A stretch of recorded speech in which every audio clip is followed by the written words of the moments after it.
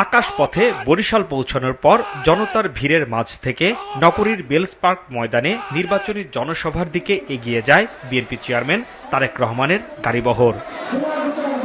মঞ্চে পৌঁছে হাত নেড়ে নেতাকর্মীদের অভিবাদন জানান তারেক রহমান।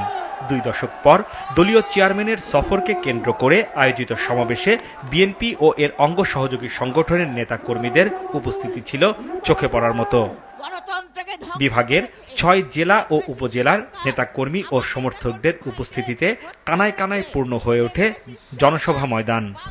প্রিয় ভাই বোনেরা, নদী ভাঙন, নারীর আত্ম উন্নয়ন, বেকারদের জন্য নতুন নতুন কর্মসংস্থান ও কৃষিঋণ মওকুফের পাশাপাশি দেশ গড়ার বিভিন্ন পরিকল্পনা ভোটারদের উদ্দেশ্যে তুলে ধরেন বিএনপি চেয়ারম্যান। বরিশাল ভোলা ব্রিজ, এই কাজটি আমাদের করতে হবে। এখানকার শেরে বাংলা মেডিকেল কলেজ, সেটিকে এলাকার মানুষের চিকিৎসার জন্য উন্নত করতে হবে। ভোলাতে মেডিকেল কলেজ, সেটির কাজে আমাদেরকে হাত দিতে হবে। সবচেয়ে বড় সমস্যা এই এলাকার নদী ভাঙন সমস্যা মানুষের। যখন আপনারা ধানে শীষকে ইনশাআল্লাহ নির্বাচিত করবেন, তাহলেই আমরা এই সকল কাজ করতে পারবো। বলেন, 12ই ফেব্রুয়ারির নির্বাচন নিয়ে ষড়যন্ত্র শুরু হয়েছে।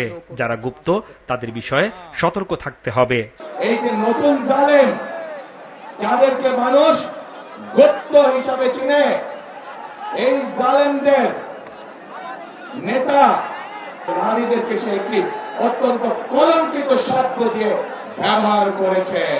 যেই দলের নেতাকর্মীদের নিজের দেশের মা বোনদের কষ্টের প্রতি বিন্দুমাত্র সম্মান নেই, তাদের কাছ থেকে আর চাই হোক বাংলাদেশ কখনো অগ্রগতি আশা করতে পারে না। 12 তারিখ পর্যন্ত তাদের নেতাকর্মীরা জনগণের পা ধরবে, তাহলে 12 তারিখের পর থেকে জনগণ তাদের পিছে পিছে ঘুরবে, জনগণ তাদের পা ধরবে।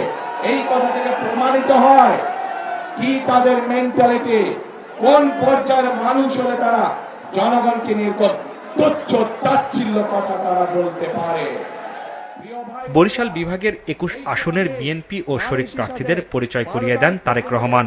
সমাবেশ শেষে বিএনপি চেয়ারম্যান ফরিদপুরের উদ্দেশ্যে রওনা দেবেন এবং সেখানে রাজেন্দ্র কলেজ মাঠে নির্বাচনী জনসভায় অংশ নেবেন তিনি। Hasnain Tanvir, news desk.